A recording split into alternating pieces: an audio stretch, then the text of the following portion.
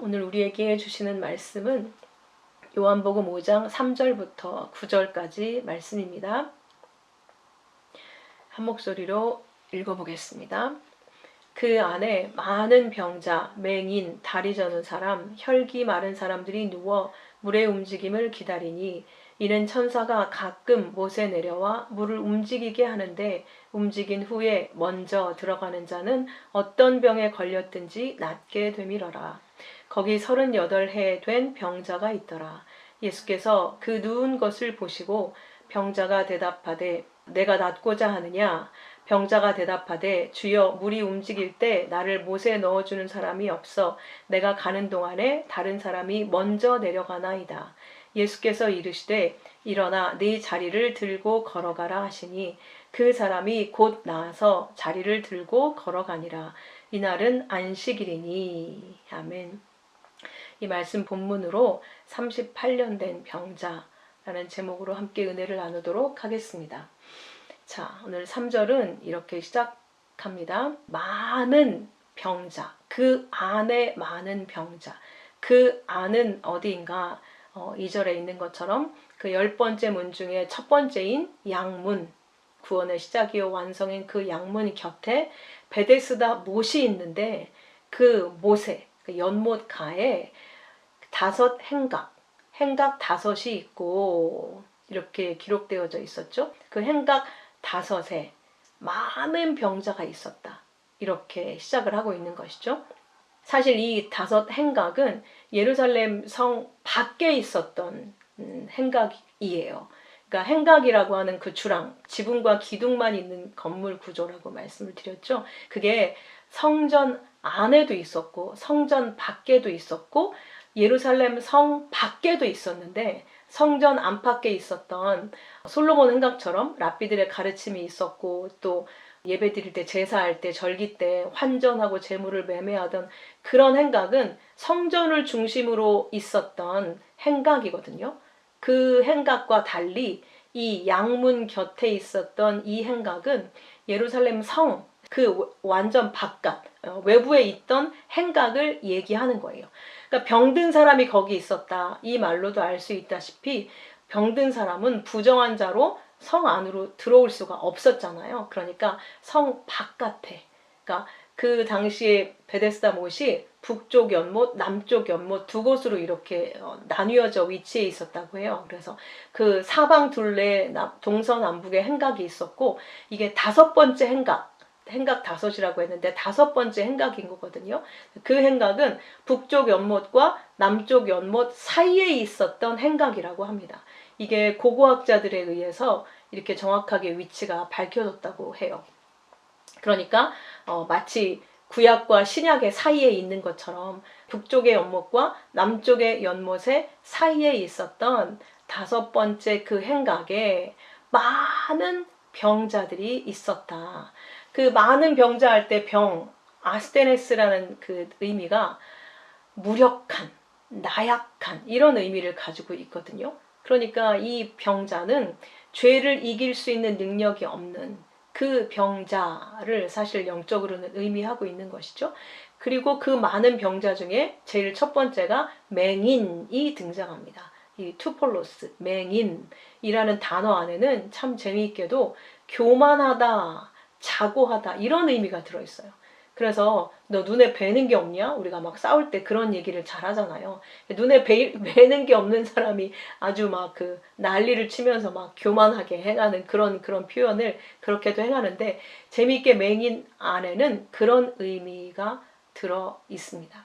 그러니까 이 많은 병자, 그 중에 첫 번째 맹인, 이렇게 시작되어지는 것은 이 구약 율법에 따라서 죄인으로 선고받아서 죽어가고 있는 절망에 가득 찬 죄인들을 지금 상징하고 있는 겁니다. 그래서 물이 있음에도 불구하고 그 물로 인해 채워지지 않는 그런 존재들을 의미하는 거죠. 그 물에 의해서 깨끗하게 씻음을 입고 물로 인해서 우리 안에 생기가 있어야 되는데 지금 아직 그 은혜 가운데 거하지 못하는 자들인 거죠. 그래서 이들은 스스로를 구원할 수 없는 무력한 자들, 앞을 볼 수 없는 맹인들이다. 대표적인 그 병자가 첫 번째가 맹인이라고 얘기하고 있습니다.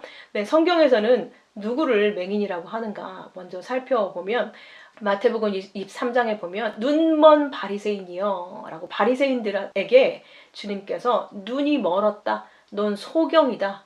이렇게 얘기합니다. 니네가 앞도 못 보면서 맹인인 사람들을 인도해 가서 둘 다 구덩이에 빠질 수밖에 없는 자라고 이야기하죠. 그러면서 먼저 안을 깨끗이 해라. 그래야 겉도 깨끗하리라 이렇게 말씀하셨습니다. 그러니까 눈이 멀었다 바리새인들에게 말씀하셨을 때에는 이 바리새인들이 그 안, 자기 안에 있는 내면에 있는 마음에 있는 죄를 보지 못하는 상태, 그걸 의미한다는 것을 알 수가 있죠. 또 한 구절 계시록 13장 17절에는 라오디게아 교회에게 하시는 말씀이 나옵니다. 네가 말하기를 나는 부자라 부요하여 부족한 것이 없다 하나 네가 곤고하고 가련하고 가난하고 눈멀고 벌거벗었다 이렇게 표현을 하고 있거든요. 그러니까 눈멀었다 이 말씀을 듣는 라오디게아 교회 사람들이 어떻게 자기들이 생각했냐면 나는 부자다. 부요해서 부족한 것이 없다. 이렇게 말했다는 거예요. 너무 부요해서 부족한 것이 없다. 이 세상이 다 부러워하는 대상이죠. 근데 하나님이 볼 때에는 그들이 눈이 멀었다. 이렇게 얘기하는 거예요. 너무 곤고한 자들이다. 그게 지금 재난인지 알지 못한다는 거죠. 영적인 파산 가운데 있다는 걸 모르는 불쌍한 자들이다. 왜? 그들에게는 진짜 양식을 못 먹어서 죽어가고 있는데 이 육적인 소유가 많다고 해서 부유하다고 착각하고 있는 거예요. 그러니까 자기들은 부자고 부유하고 부족한 것이 없다고 생각하고 있지만 이들에게 없는 것, 말씀, 생명이 없었어요. 이들은 그게 없는데도 없는 줄 몰라요. 말씀에 대한 갈증도 없어요. 그래서 부족함이 없다. 말씀은 없는데 부족함이 없다고 여기는 거예요. 그게 바로 그 양식의 필요를 알지 못하는, 그 양식을 못 보는, 그 하나님을 알 수 없는 그 상태를 눈이 멀었다. 이렇게 얘기하는 거죠. 그걸 벌거벗은 수치다. 벌거벗은 상태다. 부끄러운 상태다. 그러니까 이 세상 사람들 앞에서는 굉장히 자랑스러운 상태인데 하나님의 눈앞에서는 너무 불쌍하고 정말 자신들이 재난에 처해 있다는 걸 모르는 곤고한 자들이고 가난하고 진짜 생명의 양식이 없어서 그리고 앞을 못 봐요. 진짜 봐야 될 하나님과 하나님 나라를 못 보는 죄로 가득한 부끄러운 상태에 있는 자들이다. 이렇게 말씀하고 있는 겁니다. 그러니까 하나님을 바라지 않아도 될 만큼 모든 게 풍요롭고 모든 일이 잘 되어지고 자신감에 차 있는 사람들이 의외로 참 많죠. 여러분 많이 주변에서 보시죠. 근데 그 상태가 하나님의 눈에는 바로 영적 파산의 상태, 불쌍한 상태, 눈먼 소경의 상태라고 말씀하고 있는 겁니다. 그러니까 그 반대로 정말 하나님께서 보실 때 네가 눈을 떴구나. 네가 아름답고 완전하고 부유하다. 이런 말씀을 듣는 자들은 무슨 상태를 말하는 것인가? 이 반대겠죠? 그러니까 매일 매 순간이 기도하지 않고는 믿음이 없이는 견딜 수 없는 고난들로 인해서 하나님 말씀에 대한 갈증이 너무 큰 상태이죠. 그게 실상 부요한 상태라는 거예요. 그게 눈을 뜬 상태라는 거예요. 그게 벌거벗지 않고 의의 옷을 입고 있는 온전한 상태라고 말씀하고 있는 겁니다. 여러분도 주의 백성이라 날마다 그냥 고난이 끊이지 않죠. 근데 그게 우리를 살게 하고 그게 우리를 부욕해 하는 좋은 상태라는 거예요. 그게 복된 거라는 거예요. 그런 게 없이 하나님을 찾을 별 일이 없어. 모든 게 다 좋아. 잘 돼. 모든 게 부족함이 없어. 그러면 곧 우리는 곤고함과 불쌍함과 그 가난함으로 눈이 멀고 수치스러운 상태로 들어가게 된다는 걸 말씀하고 있는 겁니다. 그러니까 우리가 그렇게 아무 일도 없이 행복한 상태가 되기를 바라는 거 그거는 성경적이지 않다. 이 땅은 지옥이고 죄로 가득 차 있는데 어떻게 하나님의 백성이 이 죄로 가득 찬 세상을 살면서 마냥 행복하고 모든 게 좋고 그럴 수가 있겠냐는 거예요. 그렇지 않습니까, 여러분? 네. 그러니까 우리는 날마다 그 고난으로 인해서 하나님의 말씀이 없이는 한순간도 살 수 없는 그 영적 갈급함이 항상 가득한 자들이, 그게 진짜 복된 자들이다라는 걸 꼭 기억하시기 바랍니다. 자, 베드로후서 1장 5절에서는 베드로가 이런 자를 맹인이라고 또 이야기했습니다. 5절부터 9절의 내용인데 그 앞에 무슨 내용이 있냐면, 주께서 우리에게 생명과 경건에 속한 모든 걸 주셨다 얘기하면서, 그렇게 보배로운 약속을 통해서 그 생명과 그 경건에 속한 모든 걸 주셔서 신의 본성에 참여하는 자가 되게 하려고 하셨다는 거예요. 그러니까 너희는 5절부터 그러므로 너희가 더욱 힘써서 너희 믿음의 덕의 지식을, 지식의 절제를, 절제의 인내를, 인내의 경건을, 경건의 형제 우애를, 형제 우애 사랑을 더해라. 이렇게 권고하고 있어요. 이거를 더하지 않고 그것을 애쓰지 않는 자, 이런 것이 없는 자는 맹인이다. 이렇게 말하고 있는 거예요. 그러니까 주께서 우리에게 약속을 주시고 그 약속을 통해서 생명과 경건에 속한 모든 걸 우리에게 주신 이유가 너 구원받아라 끝, 이게 아니라 사실 신의 본성에 참여하게 하려고, 다시 말하면 하나님의 영광을 받아 영광을 나타내게 하려고 하는데 목적이 있다는 걸 이야기하고 있는 거예요. 그러니까 우리는 구원이 끝이 아닌 거예요. 구원은 이미 받고 내려온 거고, 이 땅에서 우리가 어떻게 구원을 받았는지를 지금 계속해서 경험을 해 나가고 있는 거란 말이죠. 이 과정 가운데 우리의 목적지는 하나님의 영광을 나타내는 것이기 때문에 우리를 통해서 신의 본성이 드러나야 된다는 거예요. 그래서 우리는 장성하게 자라라 라고 말씀을 하고 있는 것이죠. 그래서 베드로도 너희에게 믿음이라고 하는 것이 은사로, 선물로 들어오게 되면 그 믿음이 끝이 아니라는 거예요. 그 믿음에 덕이 더해져야 된다는 것이죠. 이 덕이라는 건 단순히 윤리적, 도덕적인 그런 것을 의미하는 내용이 아니라, 아레테라는 이 단어는 존재 목적에 부합하는 최고의 상태, 탁월함, 하나님의 덕을 선전한다 할 때에도 그 하나님의 구원의 능력의 그 탁월함이 있죠. 그걸 설명하는 거거든요.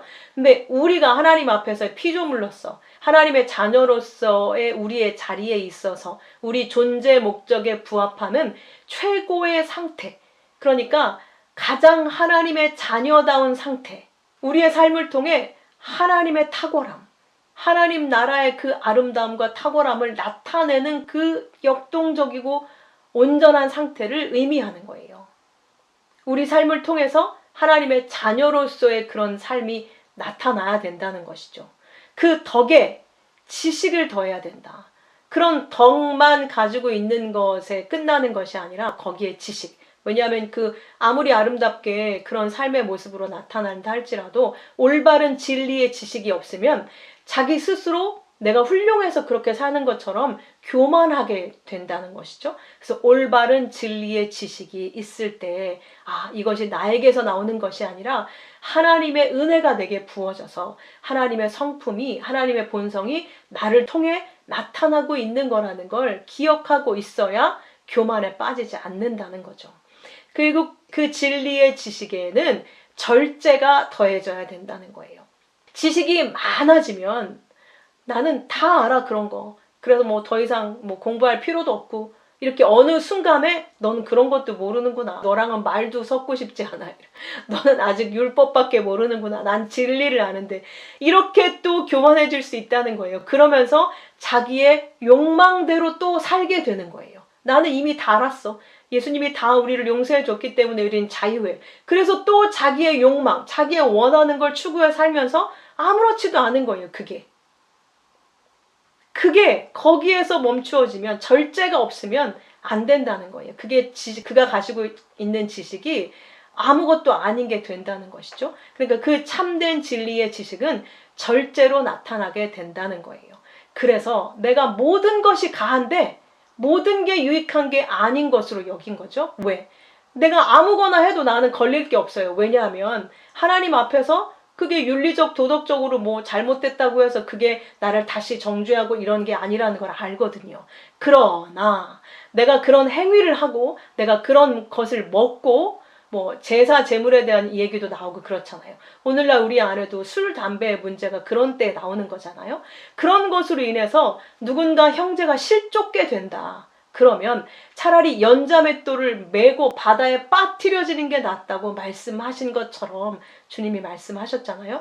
그런 것처럼 내가 진리를 안다고 해서 그 진리로 말미암아 오히려 절제가 나타나야지. 그게 없이 난 다 아니까 이제 내 뜻대로 살아도 뭐 하나님이 정죄하시지 않으니까 나 내 마음대로 살아도 돼. 이렇게 절제 없이 갈 수 없다는 거예요. 그리고 그 절제에는 인내가 있어야 된다. 다시 말하면 절제는 그 한순간의 싸움으로 해낼 수 있는 그 부분이죠. 근데 인내는 그게 계속되는 거예요. 그 순간 내가 참지 뭐 이런 정도가 아닌 거죠. 계속해서 왜? 나는 나를 위해 사는 존재가 아니라 이제 주의 영광을 나타내는 존재로 내가 이 땅을 살고 있는 거잖아요. 그러니까 내 마음대로를 자꾸 절제하게 되는 거예요. 내 마음대로 해도 사실 상관은 없는데 그게 편하지 않는 거예요. 왜? 하나님의 백성은 내 마음대로 사는 존재가 아니라는 걸 이미 알았기 때문에 절대 그 자리로 갈 수 없다는 거예요. 모든 것이 가한데 내가 모든 것을 행하지 않아요. 할 수 있음에도 불구하고 난 자유해. 재물을 먹든 뭘 하든 아무렇지도 않아. 그러나 내 형제들을 위해서 절제하고 또 그걸 계속 하나님 앞에서 절제하고 또 내게 어떤 핍박과 고난과 그런 고통이 온다 할지라도 인내하게 되는 것이죠. 믿음을 버리지 않고 지킨다는 거죠. 그 인내에 또 경건을, 그 인내가 계속되면 어디에 이르게 되는 것이죠? 경건에 이르게 되는 거죠. 그 인내가 계속되는, 고난이 계속된다는 얘기잖아요. 바꾸어 말하면 그 고난이 계속되는 동안 낮아지고 또 낮아져서 결국 경건, 이거는 완전히 낮아지게 되는 그런 상태를 의미하는 거거든요. 인내가 쌓여서 결국 겸손의 경건에 이르게 되는 거죠. 그 경건의 형제 우애, 그 낮아져서 완전히 낮아진 겸손의 상태가 되면 남을 나보다 더 낮게 여겨요. 더 훌륭하게 여긴다는 것이죠. 그렇기 때문에 형제를 사랑할 수가 있게 되는 거예요. 그 모습 그대로를 받아들일 수가 있게 되는 거죠. 필라델피아. 그 사랑이 형제 사랑이라고 되어 있거든요. 필라델피아. 그 사랑에 이르게 된다는 거예요. 근데 그 형제 사랑도 그 형제, 인간적인 사랑으로 맞춰지는 게 아니라 거기에 아가페의 사랑, 사랑을 더해라. 아가페의 사랑을 더해라. 아가페의 사랑에 이르게까지 되라. 이렇게 말씀하시는 거죠. 결국 하나님의 사랑에 이르러라. 하나님을 사랑하는 것에 이르러라. 하나님의 사랑으로 형제를 사랑하기까지 거기까지 가라. 그 말은 거기까지 가게 하겠다고 지금 말씀하시는 거죠. 이렇게 이런 것들이 있는 게 흡족한 거라는 거예요. 그렇게 되기까지 그리스도를 알기에, 그리스도가 행하신 게 지금 이 내용이거든요. 그리스도가 완벽하게 이루신 게 이 믿음으로 시작해서 사랑으로 완성이 된 거잖아요. 이 모든 덕목은 우리가 행할 수 있는 게 아니라 그리스도께서 행하신 거예요. 그리스도께서 행하셔서 우리에게 넘겨주신 거란 말이에요. 그러니까 이제 우리가 그것을 그리스도를 알기에 게으르지 않고 이런 열매가 나타나도록 열심으로 행하라. 구하고 그렇게 행하도록 애쓰라는 거예요. 이게 없으면 맹인이라는 거예요. 이게 없으면 맹인이고 멀리 보지 못하여 그 옛 죄가 깨끗하게 된 걸 잊어버린 자라는 거예요. 그러니까 이런 열매가 없으면, 지금까지 얘기한 이런 내용들이 없으면 하나님 나라를 못 보고 있는 거예요. 멀리 보지 못한다는 거니까 하나님 나라를 못 보고 있다는 거예요. 지금 여기만 보고 있다는 거죠. 그의 옛 죄가 깨끗하게 된 것을 잊었다. 그게 뭐예요? 죄사함의 감격. 그게 우리가 첫 구원의 감격이잖아요. 첫사랑, 구원의 은혜, 그 감격을 잊어버린 거란 말이에요. 그걸 안 잊어버리고 내가 오늘도 생생하게 기억하고 있다. 그러면 어떻게 이 모든 걸 알았는데 알았다고 내 마음대로 다시 사는 것으로 돌아갈 수 있겠냐는 거예요. 그거는 맹인이라는 거예요. 절대 그럴 수 없다. 왜? 우리의 목적지는 우리의 구원이 아니라 하나님의 영광에 이르는 거니까. 하나님의 영광을 나타내는 거니까. 그러니까 너희는 힘써 부르심과 택하심을 굳게 하라. 이것을 행한즉 너희는 실족지 아니하리라. 이것을 버리면, 이걸 행하기에 애쓰지 않으면 실족하게 된다는 얘기인 거죠. 네, 그게 실족인 거예요. 그래, 난 이제 구원받았어. 이제 난 자유해. 그래서 내 마음대로 살아도 돼. 그게 구원파요 영지주의가 되는 겁니다. 그렇게 할 수 있도록 하나님이 우리 안에 능력을 주셨다는 거예요. 그래서 그렇게 애써라. 자, 두 번째 병자는 다리 저는 자. 우리가 아는 것처럼 다리 저는 자라고 하는 건 다리에 피가 온전히 흐르지 못해서 쩔뚝쩔뚝 하늘을 향해서 똑바로 서지 못한 자. 아직 올바른 진리를 알지 못한 자. 이 땅의 것으로 말씀을 알고 있는 자. 쩔뚝쩔뚝 거리는 자. 라고 하는 거죠. 올바로 서지 못한 자. 마지막 병자가 혈기 마른 자예요. 자, 크로세스, 혈기 마른이라는 뜻이 마른, 물기가 없다는 뜻이거든요. 그러니까 이게 마비된 환자를 얘기하는데, 마비는 왜 일어납니까? 몸에 물이 없어서, 우리 몸에 수분이 70% 이상, 80% 이렇게 있어야 되잖아요. 그래야 피가 잘 흐르게 돼 있는데, 물이 없어서, 물이 말라서 피가 제대로 흐르지 못해서 몸이 마비가 온 거예요. 그래서 자기 힘으로는 한 발자국도 걸을 수 없는 상태가 된 거죠. 그러니까 이건 영적으로 완전히 고갈된 율법주의, 인본주의에 묶인 그런 상태의 사람들을 설명하고 있는 거죠.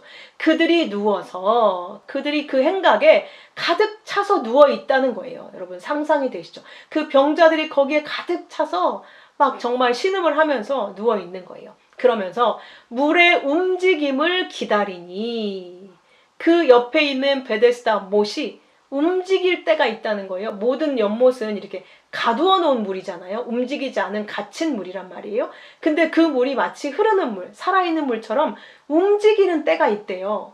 이게 그 당시의 전설, 미신이었어요.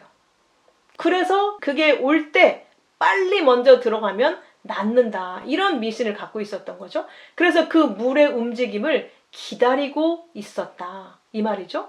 이 상황을 보면 창세기의 첫 부분이 생각나죠. 땅이 혼돈, 공허, 흑암, 전부 병들어서 죽은 것과 다름없는 그들 안에 하나님의 신이 수면 위에 운행, 물 위에 운행하셔서 이제 곧 생명이 창조되어질 것을 예비하고 있는 그 자리. 그게 상상이 되시죠? 그래서 이 멈춰져 있는 물이 이제 움직여서 생명으로 흘러서 살아나야 될 것을 설명하고 있습니다. 그래서 요단강의 요단도 흐르는 물, 살아있는 물, 이걸 뜻하는 거고요. 젖과 꿀이 흐르는 가나안 땅 할 때 그 흐른다는 표현이 그 가나안 땅에도 또 들어가 있잖아요. 이 흐르느니 물이 흘러 넘치다, 솟아나다 이런 말이거든요. 그러니까 그렇게 물이 흘러야 사는 거예요. 물이 흘러 넘쳐야. 살아있는 물로만 살아날 수 있다는 거예요. 그래서 그걸 이 병자들이 기다리고 있는 겁니다. 근데 이 물의 움직임, 살아나는, 흐르는 물이 되려면 천사들이 가끔 내려와서 움직여야 된다는 거예요. 그래서 움직임이 일어날 때 가장 먼저 들어가는 자가 어떤 병에 걸렸든지 낫게 된다. 이런 믿음을 갖고 있었다는 거예요. 이 당시 사람들이. 미신인데 왜 이게 여기에 기록되어 있는가? 이게 율법주의의 원리를 잘 담고 있거든요. 우리가 하나님의 생명을 얻기 위해서는 열심히 노력을 해서 먼저 도착한 자, 먼저 열심히 노력해서 이기는 자가 돼야지 하나님의 생명을 얻고 상을 얻는다. 이렇게 믿고 있잖아요. 그게 행위주의, 능력주의, 인본주의 믿음이라는 거잖아요. 그것을 율법주의 아래에 있는 자들이 가지고 있는 거예요. 그래서 행각 5, 모세 오경을 상징하는 그 율법 아래에 갇혀 있는 자들이 다 그렇게 병든 자들이다. 제대로 하나님의 생기가 그 안에 들어가지 못한. 왜? 하나님을 잘못 이해하고 있거든요. 잘못 믿고 있거든요. 그래서 생수가 그들 몸에 들어가지 못해서 이렇게 다 눈이 마르고 몸이 마르고 다리가 마르고 이런 상태에 있던 거예요. 그러니까 이들이 믿는다고는 하는데 하나님이 누구신지 모르는 거죠. 미지의 신인 거예요. 이들에게는. 불가지신, 절대 누군지 잘 몰라요. 그냥 우리가 열심히 착하게 살면, 우리가 열심히 하나님을 위해서 뭔가 노력을 하면 내가 생명을 얻으려면 요 이 땅 해서 달리기를 해서 열심히 최고 열심히 하는 그 사람한테 내가 너한테 생명도 주고 상도 줄 거야. 이렇게 알고 있었다는 거예요. 그러나 은혜는 생명은 그렇게 올 수가 없습니다. 그런 대가로 올 수 있는 그런 아무것도 아닌 게 아닌 거예요. 너무나도 크고 엄청나서 아무것도 아닌 이 우주의 먼지와 같은 자들을 하나님의 백성, 하늘적 존재, 신들, 하나님의 본성을 DNA로 가진 그런 자들로 만들어내신다는 거니까 이런 엄청난 일이 어떻게 인간의 열심과 노력에 의해서 주어질 수 있겠습니까? 그럴 수 없다는 거예요. 그런데 우리의 열심과 노력으로 그것에 이른다고 생각하는 그 율법주의자들의 그 잘못된 믿음이 그렇게 병든 가운데 있게 한다는 것이죠. 그렇다고 우리가 아무런 노력 없이 그 구원을 얻는가? 사실 우리가 그 은혜를 알면 햇빛 앞에 서 있으면 그림자가 생기듯이 저절로 우리의 행위와 그런 삶의 열매들은 나타나게 돼 있는 것이죠. 근데 그걸 거꾸로 알고 있는 거죠. 이들은. 그들이 병든 자다. 그들 중에 대표, 혈기 마른 자, 물 마른 자들 중에 대표가 지금 5절에 거기 38해 된 병자가 있더라. 아스테네이아. 이 너무나도 무력한, 연약한 상태. 병이 이 사람을 붙잡고 있는 상태를 설명하고 있는 겁니다. 그러니까 이 질병은 더 이상 아무것도 할 수 없는 철저한 무력함과 연약함을 의지해요. 그러니까 그 병과 죽음의 세력이 그를 완전히 장악해서 그냥 그 인생이 돼버린 거예요. 그의 소유가 돼버린 거예요. 그래서 아주 비참한 영적 상태를 시각적으로 보여주고 있는 것이 이 38년 된 병자입니다. 이 사람에게는 아무런 소망이 없어요. 그러니까 자기 스스로는 한 발자국도 움직일 수 없는 상태니까 그런 죄에 갇혀 있기 때문에 성령의 운행하심이 없이는 도저히 불가능하다. 그러니까 이 사람의 모습은 율법 아래에서 스스로를 구원할 수 없는, 절대 스스로의 힘으로는 그 안식, 약속의 땅에 들어갈 수 없는 영적 무력의 상태로 죽어가고 있는 이스라엘 전체를 상징하는 말이었습니다. 그래서 38년이라는 숫자가 쓰인 거예요. 이게 이스라엘 백성들이 광야에서 방황한 기간이었잖아요. 40년 아니었냐고 생각하시는 분들이 있을지 모르겠는데 40년이죠. 40년인데 그 2년은 출애굽해서 시내산으로 와서 율법을 받고 성막을 짓고 하는 그 기간이 걸린 시간이 있잖아요. 그 시간 이후에 이들이 말씀을 받은 이후에 가데스 바네아에서 정탐꾼이 보내지잖아요. 가나안 땅 정탐꾼. 그때 완전히 불신으로 우린 메뚜기 같다. 우린 이제 다 죽었다. 이렇게 막 꺼이꺼이 울면서 절대 하나님의 약속을 믿지 않고 절망에 빠진 그 상태. 그 불신의 시작으로부터 시작돼서 그 가데스 바네아거든요.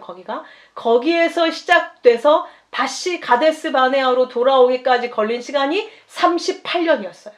그러니까 일주일이면 갈 수 있었던 그 가나안 땅을 38년을 뺑뺑이를 돈 거잖아요. 그 사람들이 시작한 그 지점이 가데스 바네아였는데 38년 동안 돌아온 그 자리가 가데스 바네아였어요. 그러니까 제자리 걸음한 거였던 거예요. 한 발자국도 움직일 수 없는. 그게 38년 된 병자였던 거예요. 한 발자국도 우리 힘으로는 죄를 벗어날 수 없다. 한 발자국도 우리 힘으로는 하나님을 믿는 믿음을 발휘할 수 없다. 아무리 약속을 1000만 번을 해도 또 불신하고 또 불평하고 또 분노하고 또 방황하고 또 하나님 없는 자처럼 낙심하고 또 걱정하고 그게 우리 모습이잖아요. 그죠? 이게 38해 된 병자. 그래서 그 병자가 그 당시에 있었던 특정의 어떤 누구가 아니라 우리를 얘기하고 있는 표현인 거예요. 우리 힘으로는 꼼짝도 한 발자국도 못 벗어나요. 38년 동안 뺑뺑이 돌았는데 결국 그 자리로 돌아왔어요. 그런데 그 가데스 바네아에 다시 돌아와서 근처에 세렛 시내가 있거든요. 거기를 건너서 1세대 죽음으로 말미암아 이제 그 모든 죄의 비참한 죄의 제자리의 삶을 끊고 이제 2세대 여호수아와 함께 가나안으로 돌아가게 되는 역사가 나타나는 겁니다. 니네는 안 되지? 그러니까 내가 너희를 붙잡고 가야 돼. 이걸 보여주신 거예요. 그래서 모세도 죽고 1세대도 죽고 율법으로는 안 된다. 이걸 보여주고 있는 것이죠. 완벽한 무능한 존재. 그래서 그에게 예수께서 먼저 찾아오셔서 말씀을 주심으로 말미암아 38년의 그 방황과 절망과 무기력과 낙심, 죽어있는 그 상태의 방황의 고리를 끊어내시는 겁니다. 그게 바로 복음의 능력입니다. 6절 예수께서 그를 보세요. 주님이 먼저 보시는 겁니다. 그가 찾아가서 예수님을 만난 게 아니에요. 누운 것을 보시고 병이 벌써 오래된 줄 아시고 이르시되 네가 낫고자 하느냐? 이렇게 물으세요. 여러분 이것도 이상하지 않습니까? 물어 뭐해요? 안 낫고 싶겠습니까? 낫고 싶은데 38년 동안 못 낫고 있었잖아요. 근데 그에게 낫고자 하느냐? 라고 주님이 물으세요. 도대체 왜 물으시는 걸까요? 첫 번째는 38년 동안 그 묶여있는 병자 안에 무엇이 있는지를 드러내시기 위함이었습니다. 그 안에 뭐가 있었어요? 아무것도 없었어요. 체념과 무기력, 어떤 의지와 갈망, 처음에는 언젠가 나도 저기 들어가서 낫겠지 이런 소망이라도 갖고 있었겠지만 이제 38년이 됐어요. 40년이 가까워졌기 때문에 그런 거 없어요. 이제 나는 그냥 이렇게 옆에서 죽는구나 이렇게 생각하고 있었을 거라는 거예요. 그런 의지와 갈망이 없다는 걸 알 수 있어요. 그러니까 완전 불가능한 상태다. 어떤 믿음도 소망도 어떤 의지, 갈망 이런 것도 없어. 그냥 체념된 상태, 그냥 죄에 푹 절여져서 어떤 가능성이 없는 상태를 설명하는 거예요. 마치 아브라함에게 이삭을 주실 때 100세까지 기다리셨던 것처럼 그 몸이 완전히 불가능할 때까지 기다리셨잖아요. 똑같은 것이죠. 그것의 대답이 이렇게 주어집니다. 이것을 통해서 확실히 알게 되는 거죠. 병자가 대답하되 주여 물이 움직일 때 나를 못에 넣어주는 사람이 없어 내가 가는 동안에 다른 사람이 먼저 내려가나이다. 우리가 생각할 때는 네, 낫고 싶어요.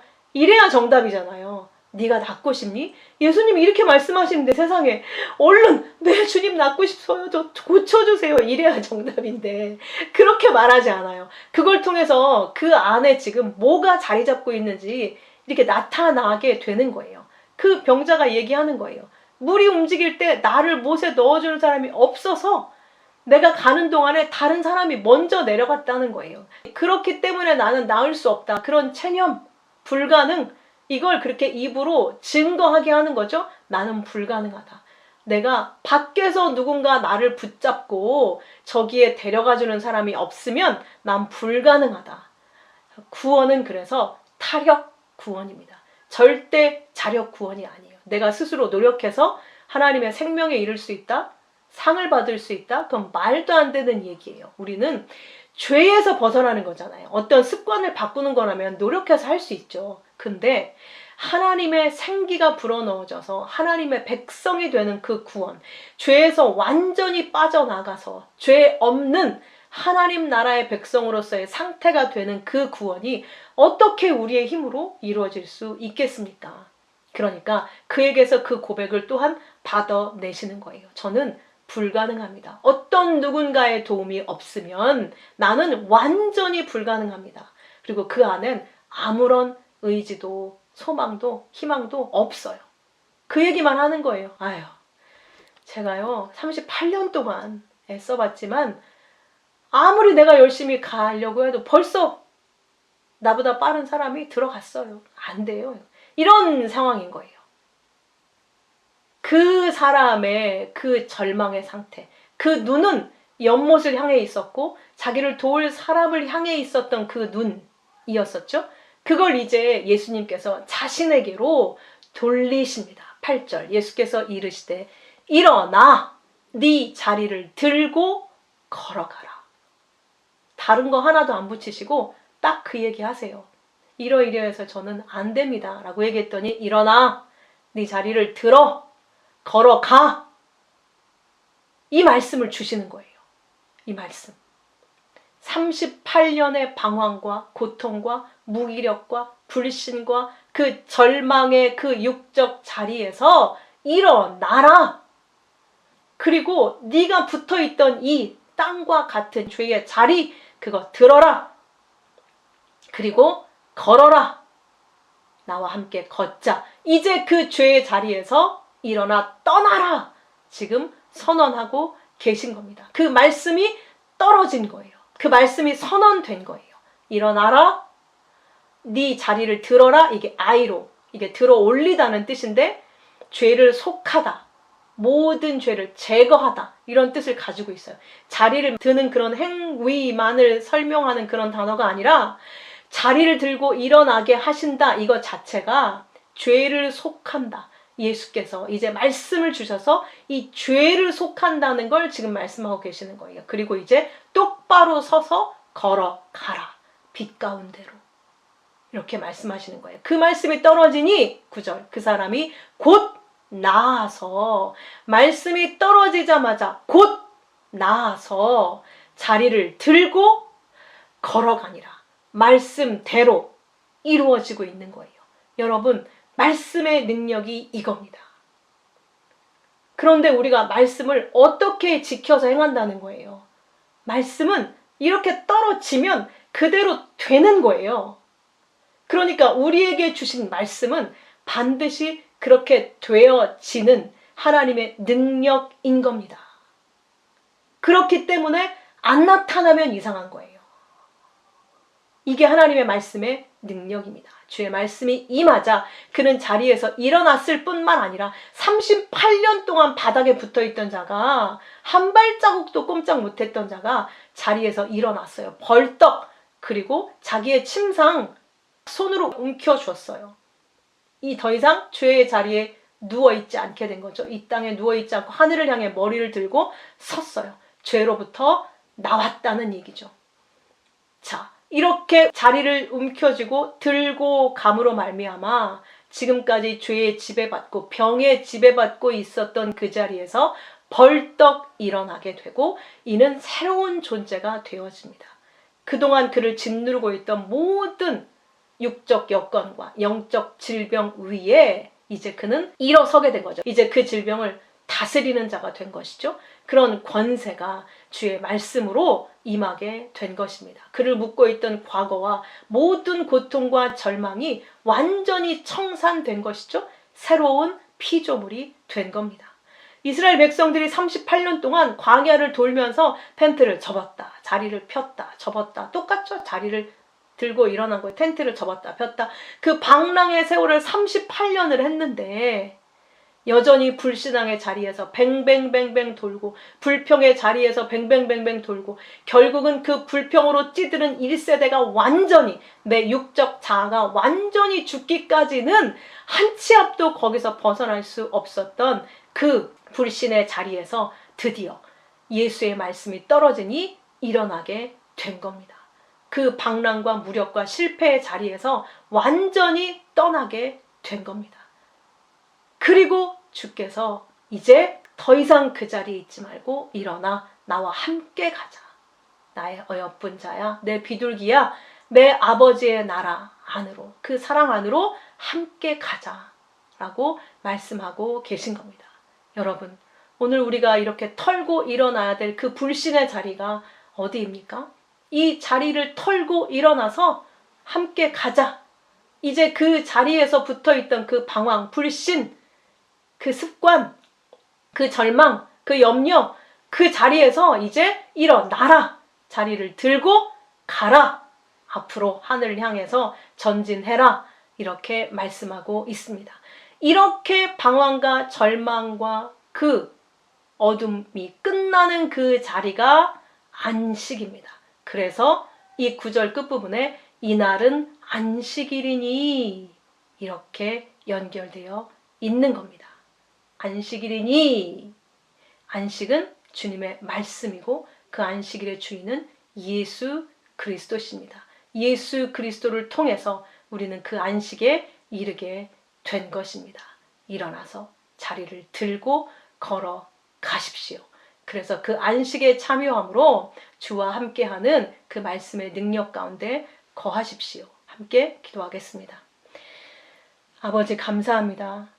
오늘도 이 38년 된 병자를 통해서 우리가 여전히 묶여있는 불신의 자리, 영적으로 정말 우리의 힘으로는 도저히 벗어날 수 없는 그 불신의 자리에서 이제는 떨치고 일어나서 벗어나서 주님의 말씀을 믿어 붙잡고 말씀대로 일어나 더 이상 우리가 과거에 묶여있지 않고 염려와 불안과 분노와 나를 절망하게 하는 그 모든 것들로부터 떨쳐 일어나서 오직 주님과 함께 하나님 나라를 향해서 온전하게 걸어가는 저희가 되어지도록 인도하여 주시옵소서. 귀하신 예수 그리스도 이름으로 기도하옵나이다. 아멘.